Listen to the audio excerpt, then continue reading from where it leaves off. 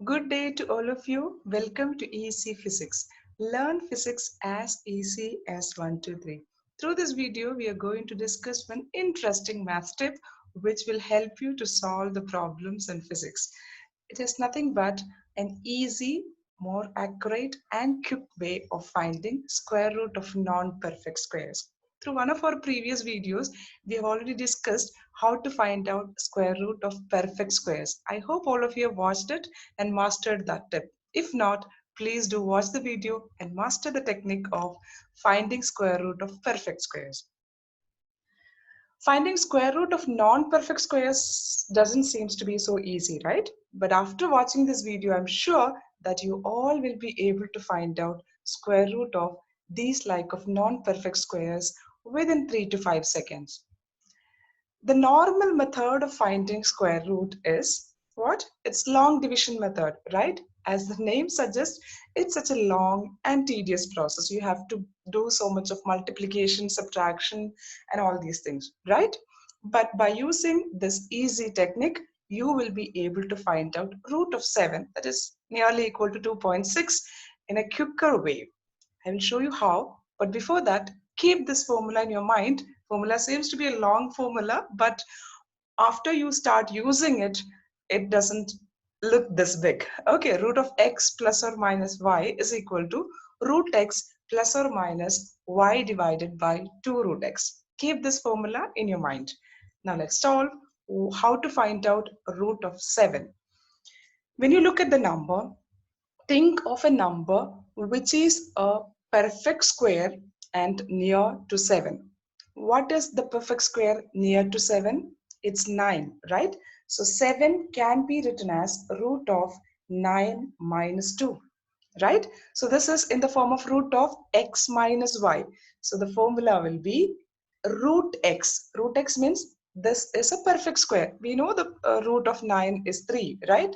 3 minus, then the next number 2 divided by 2 root x means double of this number. Double of this number is 6, right? You can divide this, it becomes 1 by 3, which means 9 minus 1 divided by 3, which will be 8 by 3, which is nearly equal to 2.6.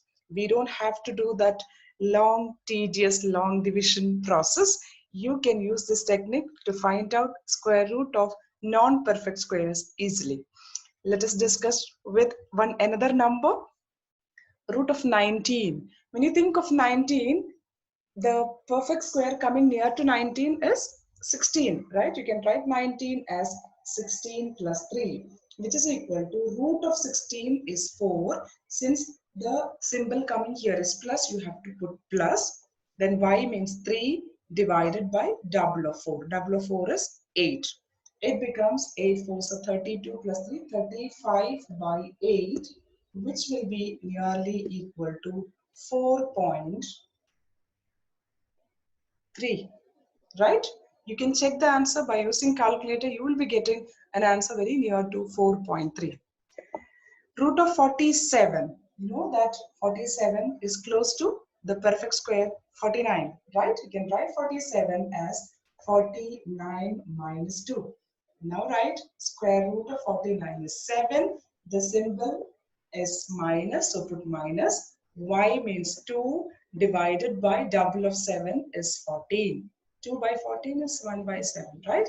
So it becomes 7 sevens are 49 minus 1 is 48 by 7, which is nearly equal to 6.8.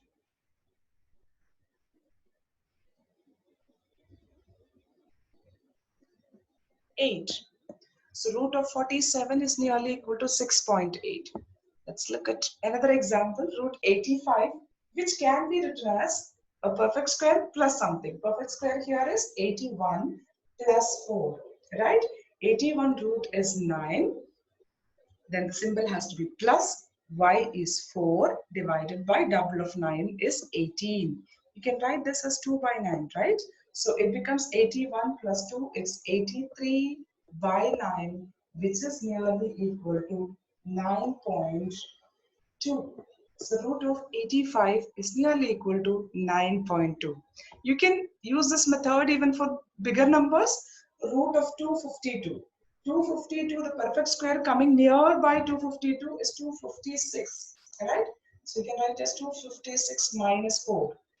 Root of 256 is number 16 minus 4 divided by double of 16 is 32. 4 by 32 is 1 by 8. So you can multiply 16 into 8. It becomes 128 minus 1 by 8, which will be 127 by 8, which is nearly equal to 1, 5, 15.8. So root of 252 is nearly equal to 15.8. Isn't it an interesting and easier way?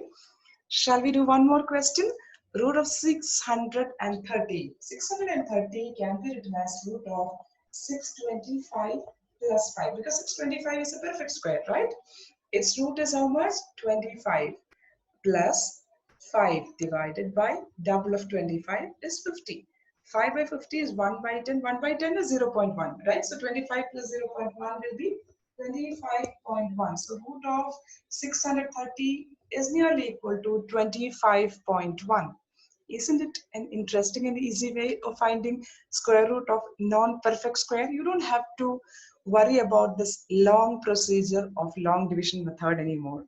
If you understood this question, please do solve these homework questions. If you're able to find out the square root of these numbers within 3 to 5 seconds, then only comment me so that I can get to know how many of you have mastered this technique. Thank you for watching. Have a great day ahead.